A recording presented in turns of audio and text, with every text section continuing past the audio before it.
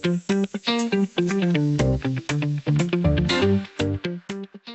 afternoon, everyone. Thanks for joining us today. Today's session is really focused on a topic we're seeing more and more across organizations. It's how to avoid cloud regret and design for success before migration even begins. So I'm Mark Telks, as Leanne mentioned. I'm the head of our cloud practice and alliances from NRI, and I'm joined by three fantastic experts. From AWS, we'll have Lauren and Chrissy, and then also my colleague from our family of organizations from Planet, we'll have Chris as well. So cloud migration has become one of the most common strategic technology initiatives across both enterprise and public sector organizations. But interestingly, many organizations reach the cloud and still feel they haven't achieved the outcomes they expected. Costs are higher than planned, architectures become fragmented, security models get bolted on after workloads are deployed. Research actually shows that roughly 70% of cloud transformations fail to meet their primary objectives because they lack strategic alignment before the technical work actually starts. So what we often see is that some people call it cloud regret. And the reality is that cloud regret rarely comes from the migration itself. It usually comes from the decisions made before migration even begins. So today we're going to explore 6 of the design decisions that most influence whether a migration becomes a platform for innovation or a platform for technical debt. So I'm pleased to be joined by Lauren from AWS, who works closely with organizations across ANZ on migration strategy and execution.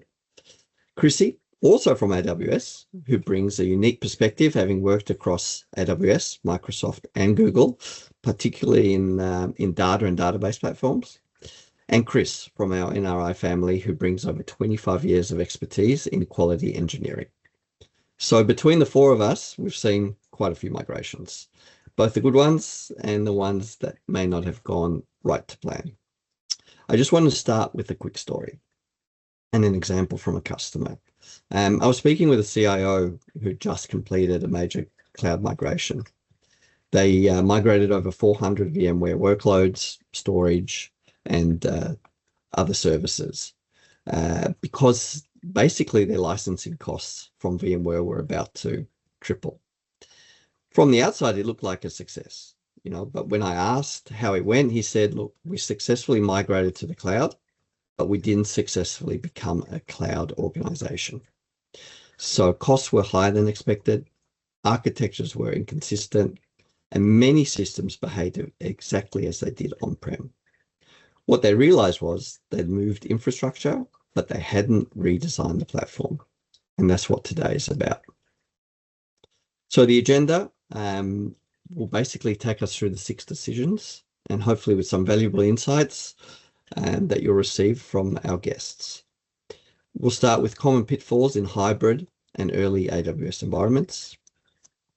Next, what should move to AWS and what shouldn't. Then landing zone design choices that shape future success. Using AWS well-architected principles early. Modernize versus lift and shift and why timing actually matters. And finally, continuous quality engineering throughout the migration journey. So our first topic covers the hidden iceberg of migration. Organizations often face bill shock within the first 90 days because they replicate their on-premise, over-provisioned environments in a pay-as-you-go cloud model. Additionally, undocumented application dependencies can cause roughly 40% of migration rollbacks. So what we're seeing consistently is that cloud regret isn't caused by the migration itself. It's caused by decisions made before the migration even begins. So things like no clear workload strategy, treating cloud as hosting instead of actual transformation, weak governance and architecture upfront. So today we'll walk through 6 of the key design decisions that shape success. The patterns to watch: cost overruns from untagged, unchecked resource sprawl, duplicated architectures, so on-prem and cloud running in parallel indefinitely, security gaps created by inconsistent identity and access management policies and network boundaries, governance debt that embeds itself even before anyone actually notices. So, starting with Lauren, what are the most common early mistakes you see organizations make when they're running hybrid environments? Yeah, great. Thanks, Mark. Yeah, look, I think a lot of the time, I think as you kind of mentioned earlier, we do see customers that will kind of take on-prem and really just kind of move that into the cloud in kind of a lift and shift model. And what we see there is, interdependencies can be really difficult, especially if you're trying to keep some things on-prem and you're trying to kind of make them talk to each other. If on-prem fails, does that affect what's happening in the cloud? It's not very easy to back up, your on-prem environments. There can be skills challenges now if you're trying to run both at the same time, and really it can kind of just be overcomplicated and over-engineered. Where we see, the really positive outcomes is when you actually try and modernize as you're bringing things up into the cloud, and then you're really going to avoid that bill shock that you were talking about. No, thank you. So when cost overruns appear in the first few months, what's usually the root cause, from, in your opinion, is it governance, tooling, etc.? Yeah, it's probably really where things are over provisioned, and so if you don't right size as you bring things into the cloud, you're going to end up really just with kind of too much capacity. When you're doing things on-prem, there's a tendency to kind of buy a really big machine with the note that when it's a really peak time, you've got the capacity, so then for the bulk of the time, you might be using 40%. Of the actual capacity that you have to allow for those peaks. In the cloud, you don't need to do that. And with things like auto scaling, you can have the right kind of provisioning from the start, and it can auto scale up and down based on if you have peak load times and those sorts of things. So then you're not creating that over provisioning and paying for things that you don't use. No, thank you for that. Chrissy, what are the most common early database related mistakes you see organizations make when they're running hybrid environments? I think there's going to be some common themes here.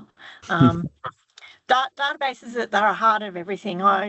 You wouldn't have running applications without databases, so it's got to be one of the first things you consider when you're doing migrations. Organizations often treat their databases just other workloads to lift and shift. They take on-premises, Oracle, SQL Server, or whatever they've got and just rehost it.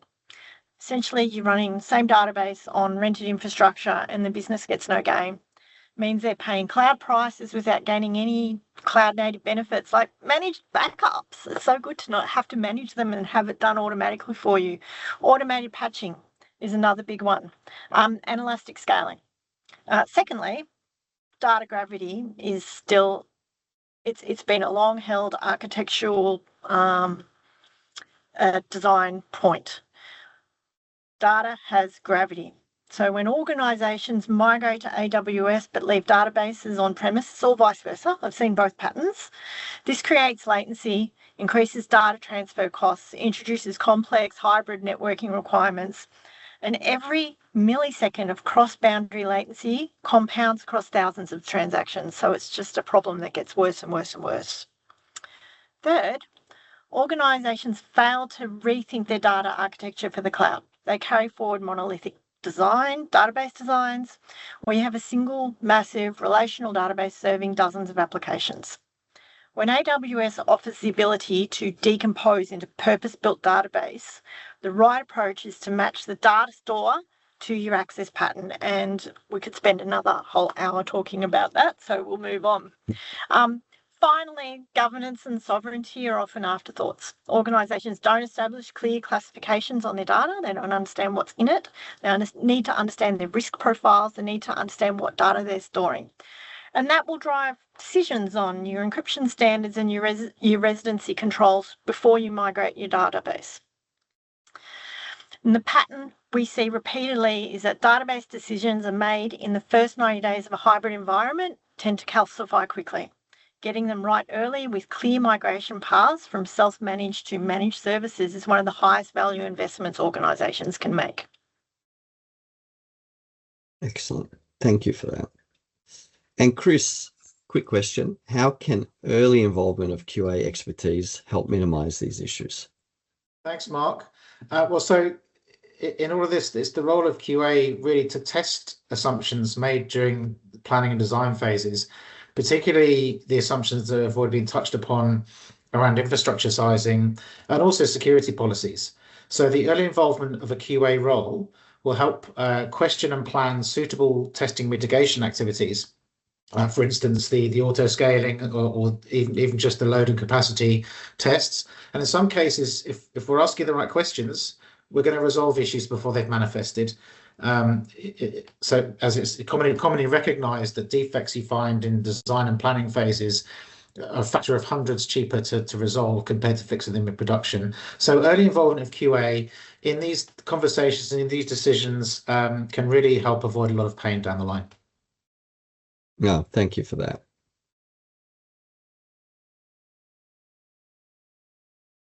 So one of the biggest mistakes we see is organizations assuming everything should move to the cloud immediately.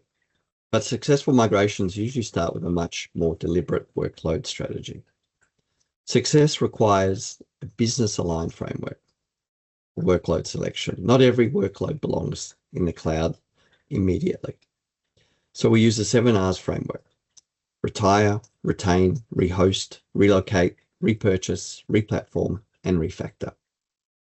So strategic rationalization identifies things like zombie applications as an example, which basically are being used, less than 5%. So they just should simply be retired.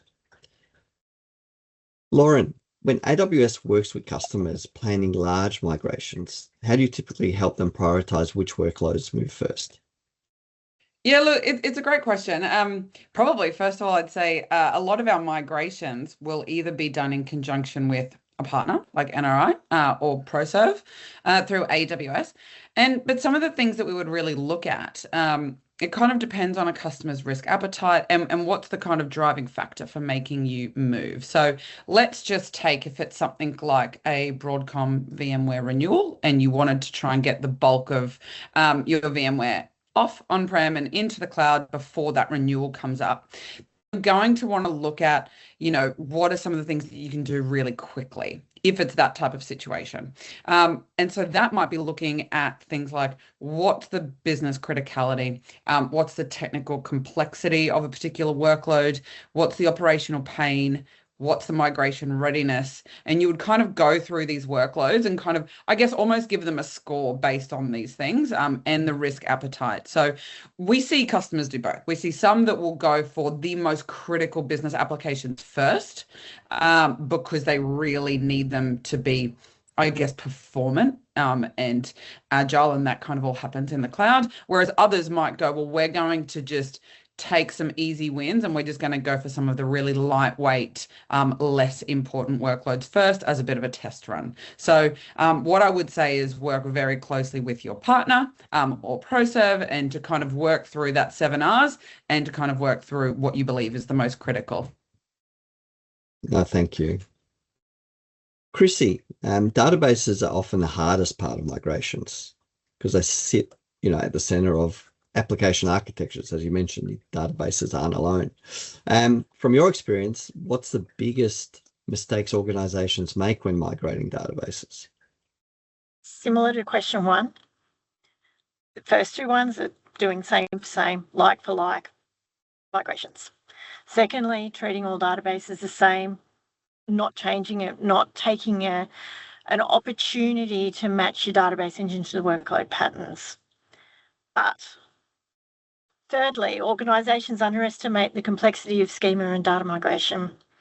They assume AWS's database migration service, which is fantastic, by the way, that it's going to handle everything seamlessly. And it seems to be the default, we're migrating a database, let's use DMS.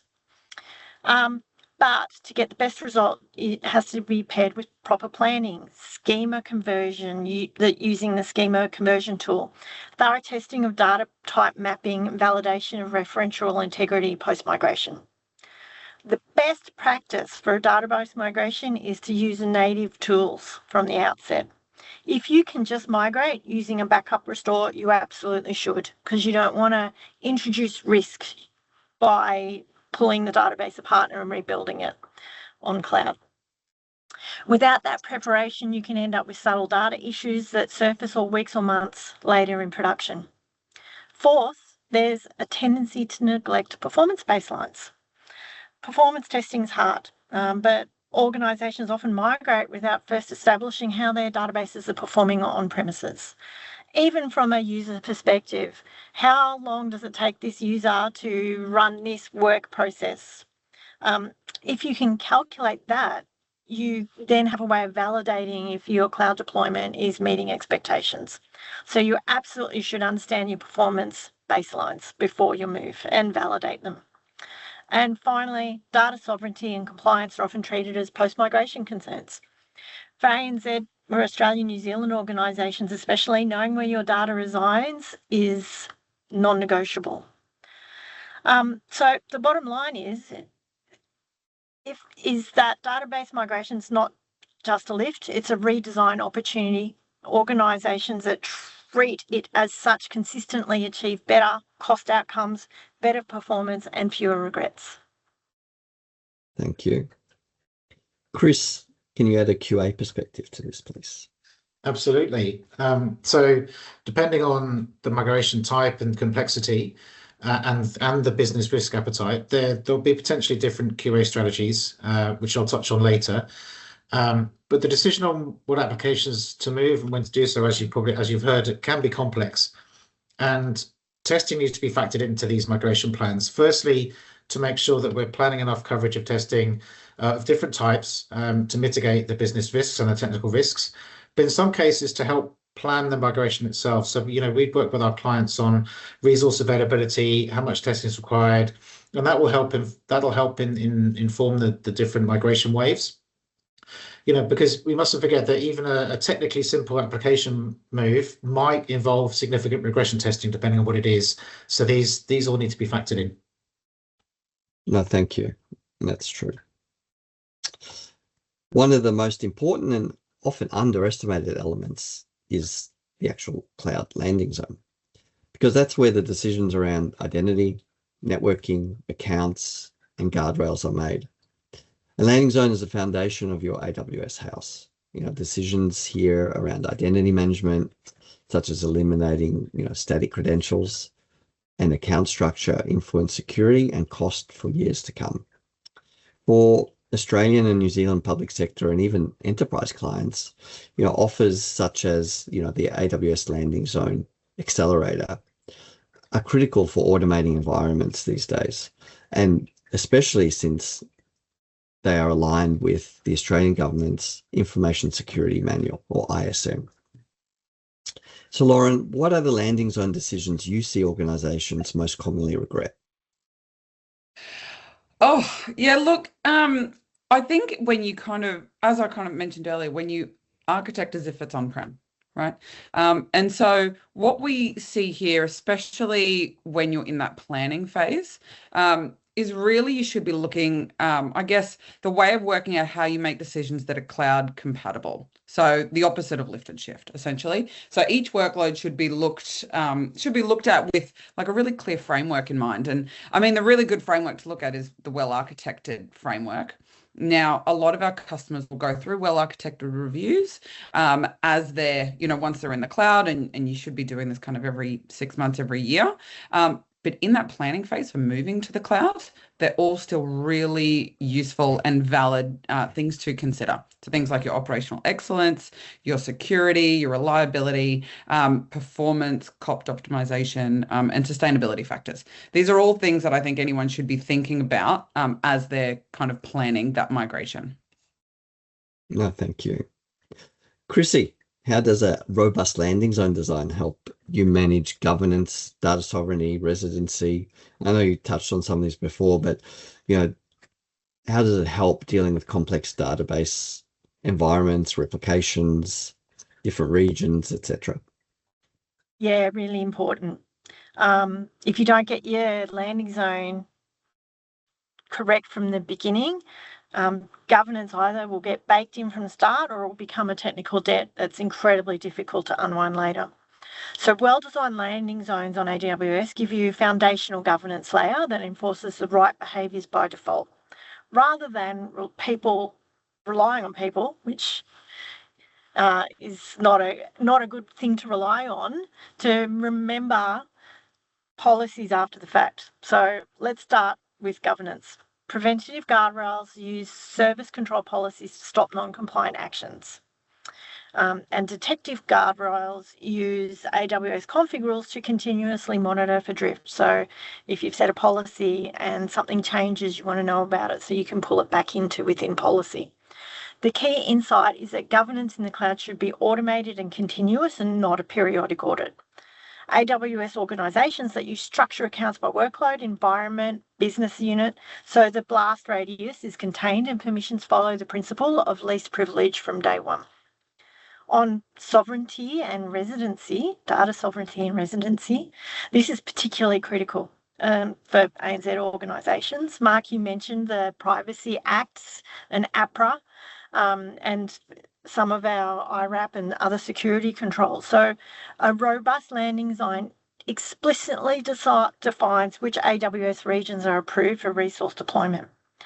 Using service control policies, you enforce that all data stays within the regions you want, ensuring no workload accidentally spins up on an offshore location. When it comes to replication, database replication across regions, this is where landing zone design really earns its value. If your organisation requires cross-region replication for database recovery or read latency optimization, the landing zone needs to account for this from the start. But landing zones must govern which regions are permitted as replication targets as well. So you don't want a well-intentioned engineer setting up a read replica in a region that violates your data residency requirements. Service control policies should also enable only approved regions, while AWS config rules monitor for any replication configs that fall outside of that policy. So the fundamental principle is a landing zone that's designed with governance, sovereignty, and replication in mind from the start turns these from ongoing operational burdens into automated policy-enforced defaults.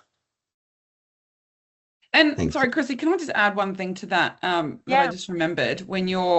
One other thing to think about when you're building a landing zone is just that there is really great training in place so that the landing zone can be utilized promptly, so that architectural decisions are still relevant and understood. We've definitely seen situations where customers get all excited and they'll build a really great landing zone, and then kind of nothing will happen for 6 to 12 months. And then a new team will kind of come in and go, oh, great, there's already a landing zone, but then there's a lot of knowledge that's lost as to why certain decisions were made. And we have seen customers then make the decision to go, we're just going to start fresh again. And then that's just kind of a lot of wasted time. So if you can have, I guess, the systems and the processes and the training in place to make sure that it's utilized as soon as it's finished, that's really where you're going to get the most amount of value. No, thank you for that. So moving on to our fourth topic, we're looking at how to use AWS well-architected principles from day zero. I know Lauren sort of mentioned that previously as well, and I think it shows the importance as well. So, you know, a common misconception is that a well-architected framework review is a final exam, that you take it after the migration is actually complete. But if you wait until then to check your work, you're just auditing your own regret. So the well-architected framework, specifically the migration lens, is designed to be a foundational mechanism during even the assess, the early stage, and the mobilize phases into the migration phase. So it superimposes the 6 critical pillars that Lauren mentioned earlier. So operational excellence, security, reliability, performance efficiency, cost optimization, and sustainability. And this goes directly into your migration roadmap and planning. So by running these reviews early, you can identify what AWS calls high-risk items, medium-risk items, which are really critical architectural gaps, like missing disaster recovery plans, as an example, or hard-coded dependencies. You might have over-permissions in your identity and access management roles. So you get to see that before they enter production environment. and cause potential outages as well. Recently, I mean, just as an example here, we secured a major contract to migrate a client's existing on-prem data centers, as well as their hyperscaler environment to AWS. So the first thing we actually did in our planning phase, the assess phase, was actually consider the well-architected principles. So as we move through the mobilize and the migration phases in waves, we performed, I guess, what we called ongoing mini well-architected reviews, so that we could continuously check basically, how we could ensure avoiding any potential, cost, performance, or reliability issues. We also then performed a detailed, well-architected review post the migration. And because of the pre-work we'd done, we actually found that we had very little remediation that needed to be performed. And in fact, had no high-risk items at all, which was great. So, Lauren, the mobilize phase is often where projects lose momentum or hit unexpected roadblocks. How can organizations use the well-architected migration lens as a clearing mechanism to ensure the path is actually ready for the first wave of workloads? Yeah, so I think, as we mentioned, using the well-architected framework at this early stage is going to be really crucial. And so the migration lens, I guess, combines the 3 different migration phases. So there's 106 best practices organized across the pillars and the migration phases that you can kind of look at. There are 56 questions to evaluate your migration approach. And so there's 9 for operational excellence, 16 for security, 8 for reliability, 9 for performance, 7 for cost, and 7 for sustainability. And I guess the design principles and implementation guidance can also be given specific to the migration scenarios.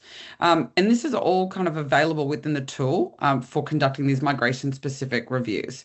Now, the lens focuses on 4 of the 7 R's in the migration strategy, and you can conduct this directly in the console, which is really great.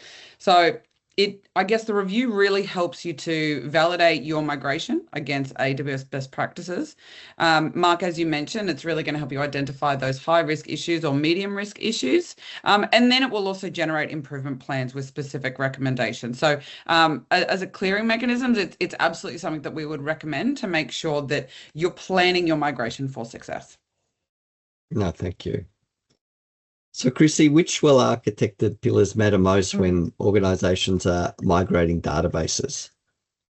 So, it's like I don't have a favorite child, but I have a favorite child. So all 6 pillars matter, but when it comes to database migrations, the top one is reliability. Then security and then performance efficiency are the top 3.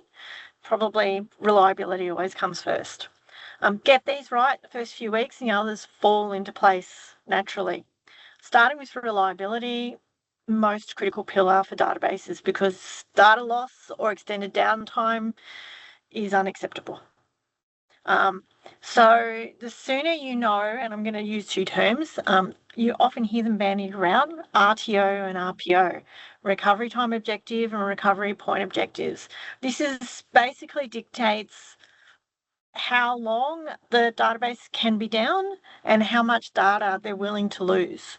A lot of organisations say, 0, that's never a good start, and it's practically impossible to do 0. But if you understand this, it actually drives all your architectural design, downstream design decisions. What's your multi-AZ config with automated failover? Understanding how long it takes to failover when you do need to failover, and understanding how your application works in a failover situation. Automated backups are enabled with a retention period that aligns with your recovery point objective, how much data you can lose. And you've tested a restore before you go live, not after there's an incident that forces you to do it. So a point-in-time recovery should be configured for every production database. The well-architected framework asks a very simple but powerful question. How do you back up data? And if the answer involves any manual steps, you've got a gap. Security, second pillar that needs to be front and center for database. This means encryption at rest, encryption in transit, which should be enforced via SSL or TLS. At the network level, database should never be in public subnets. That's non-negotiable. VPC security groups should restrict access to only the application tiers that need access to it. Performance efficiency is the third pillar that matters enormously. The biggest mistake, and we've discussed this, is seeing organisations not performance testing, not understanding their baseline, and they often fall back on, oh, I've got this size server on premises, we'll use the same types when we migrate. Rather than doing some capacity planning and performance testing and right sizing from the start. Lauren, you talked about this before. Right sizing from the start is where you can get the most cost optimization and the most gains. So what good looks like early on is this. Before your first production database migrates, you've run a well-architected review using the migration lens. You've resolved any high-risk items related to backup, encryption, and access control. And you've established your performance baseline so you can prove the migration delivered, not just hoped it did. Thank you. And Chris, why is QA important in these reviews as well? Well, I think what the team here are talking about is this is all QA. But in addition to that, if we work with our clients on business risk mitigation.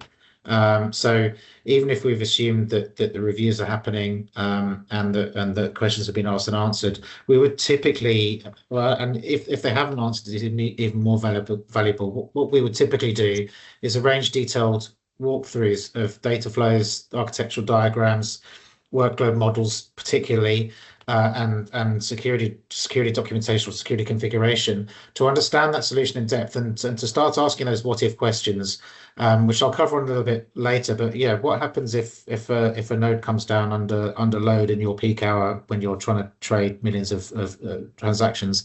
So we can, once we understand that, and what these reviews can surface is the need to design specific and suitable pre-production testing, particularly around the areas of load testing, performance, reliability, and resilience. So we're leaving nothing to chance post a production migration.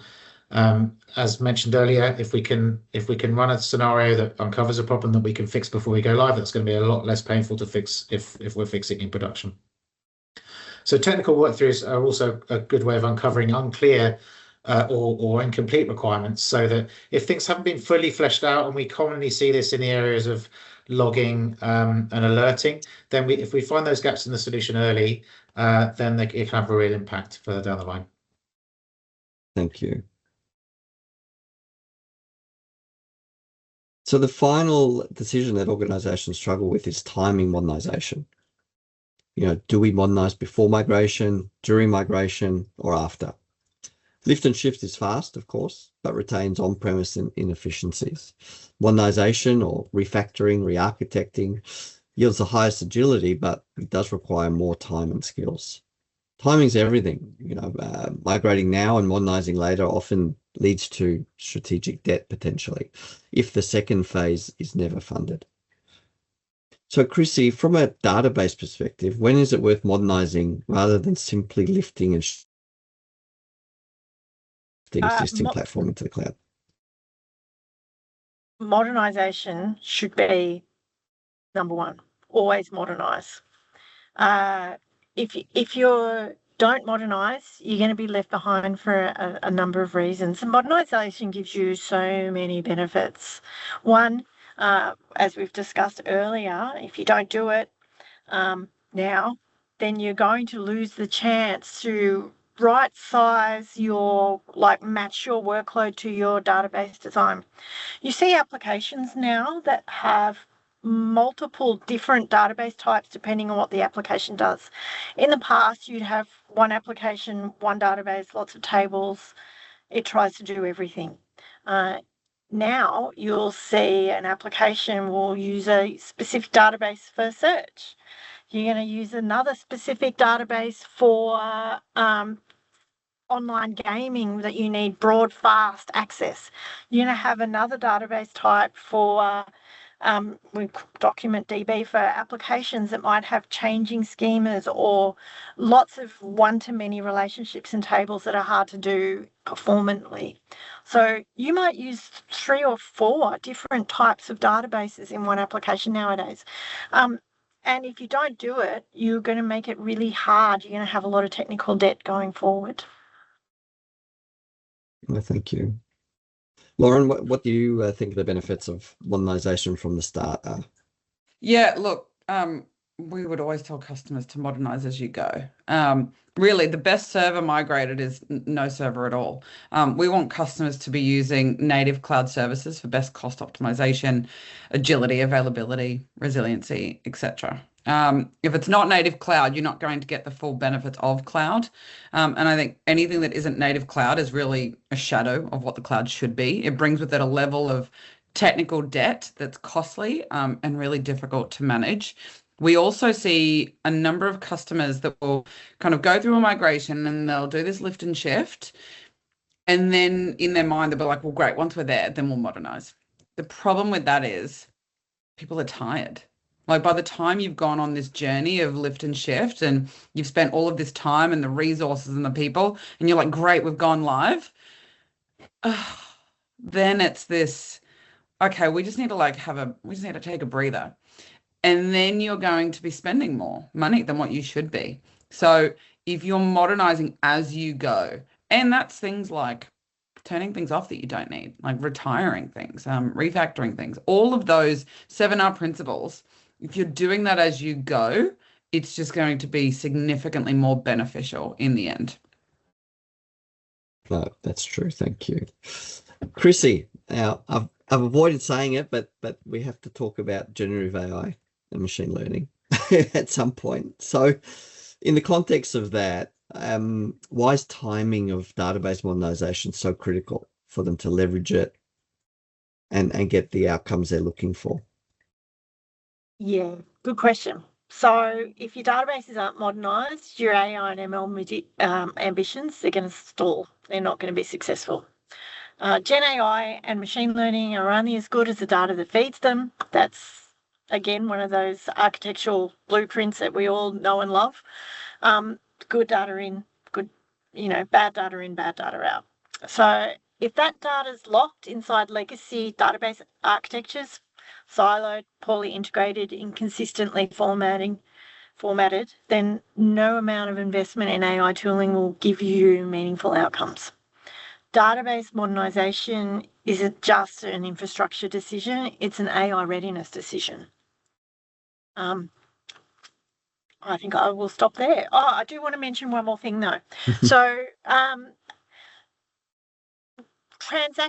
traditional databases are optimized for transactional workloads. They're excellent. They're great.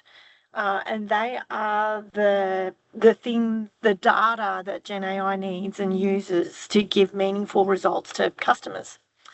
But getting it to a state that's usable in AI is hard. Models need data that's broad, fast access, and diverse. And some of these data types, they might come from different places. They're structured, semi-structured, and unstructured. So if you haven't modernized your data layer, you spend months building extract, transform, load, or ETL pipelines to make your data usable. There's a lot of administrative overhead in that, and it takes a lot of time and effort. We have integrated data and AI pipeline capability built into a lot of our RDS and made for database. So something like Zero ETL, unmanaged ETL pipeline. You point it at your data, it sets up the ETL pipeline, and it starts moving it into Sage Lakehouse or Redshift or Data Lake, depending on what you need, which puts it in the place that you can use it for Gen AI straight away. And no administrative overhead. It's fantastic. It opens the door. It fast tracks Gen AI. It's awesome. No, thank you. Chris, over to you. Thanks, Mark. So I'll just wait for the slide. This is the slide to kick over. So I just wanted to quickly just spend a little bit of time talking about QA. I know I've spoken about it before, but the reason why I think it's important here is that it's, cloud migration isn't just it's just not a technical infrastructure change. It's a business transformation, and it carries risk. And the success of a migration isn't defined just by deployment. It's defined by ongoing resilience, security, and operational excellence. So quality assurance really is the control mechanism that we ensure that long-term realization of those benefits. There's a lot of work you can do, and there's a lot of work you can do before you go live to help mitigate those risks. A QA strategy that we bake in from the initiation of the program, and we're talking about all the things that have been discussed today, feed into that. It's one of the key business risk mitigation strategies. And as I've said before, if you're not thinking about quality, if you're not thinking about these risks from the start, and you haven't planned in your testing activities, you're almost certainly leaving it a bit too late, and you could potentially cause you some issues that you could have avoided. If we can move on to the next one, please. So just to quickly touch on functional testing. So we talked about the 7 R's. The different migration path will carry different risk profiles depending on the business and depending on the amount of change, depending on the risk. So this is just an example of what we might consider. It's not set in stone, but but the message here is that lower risk migrations probably carry a lower testing overhead. And higher risk ones you want to focus a bit more effort and time on. And the different sort of types of migration might have a different focus on your testing as well. If you're replatforming something, you might want to focus on your integrations a bit more. If you're doing a full refactor or purchasing something new, you will probably want to go down the path of validating your end-to-end business process a bit more thoroughly. So how we would work with clients on this is, we work in an early stage to identify those risk profiles, work hand in hand with AWS, or work hand in hand with with ROI to understand those profiles and those suitable testing strategies, including data migration, which is often under considered, as I'm sure many of you know here. We would include a quality assurance function early in planning, estimating stages to help inform that migration plan, understand what resources are required and when. It's crucial in avoiding those migration delays. And for testing itself, we need to be moving away from manual validation, manual checking, towards continuous automation, continuous checking. Especially with such a highly configurable landscape, we want to make sure we're avoiding drift, and we're running tests as often as we can. Tests should be built into deployment pipelines to shorten the feedback loop, and so the feedback loop when we do a deployment or we do a code change. We should be leveraging automation for things like regression testing of applications themselves, environment deployments, data migration, and all sort of integration API layer testing should be automated as much as possible to avoid any surprises when we do a deployment for integration. If I could move quickly to the next one. So this subject's close to my heart, having been involved in non-functional testing for most of my career. So the cloud environments are different, obviously. So in the performance world, capacity becomes elastic. It's not fixed, it's not set in stone, and costs can scale with usage. And as already mentioned, over provisioning is unnecessary. So what we're trying to do is establish, can the system that we have scale under real demand, and are we optimizing the cost versus the performance? And so we have a long track record in helping clients with this. We understand workload profiles. We design scenarios that simulate those real world demand patterns, and we can run tests in pre-production that validate the assumptions made around auto-scaling functions. So as an example, why you might want to do this, we had one particular test that we were running in a pre-production environment for a client, and we were testing the auto-scaling capability, and the the design was that a web instance was set to scale up by 2 if the CPU was running at 80% for a certain amount of time. It was a short amount of time. So we ran a test that simulated this. Now, when the 2 instances scaled up, I thought this is great, but then antivirus was running on those, which consumed enough CPU to trigger the next autoscale and the next one. So we actually ended up in a scenario where we'd autoscaled 8 web instances where we only needed 2. So these are just the kind of surprises that you might not expect to have. And it's why it's important to understand what's going to happen, understand the procedures, and to run tests accordingly. In resilience and availability, a really useful technique, as I touched on before, is to do a technical walkthrough, do a detailed walkthrough of the stack, and understand what happens, what's going to happen. Ask the question, what happens if this node comes down under load? Because failures are expected in cloud infrastructure. So you need to understand how your application is going to react, and what's the business risk if transactions start to fail. What data are we going to lose? And as has been touched on earlier, what's the recovery time objective? What's the recovery position we're going to get back to? So we can simulate all those in a pre-production before you go live to give you a bit of certainty.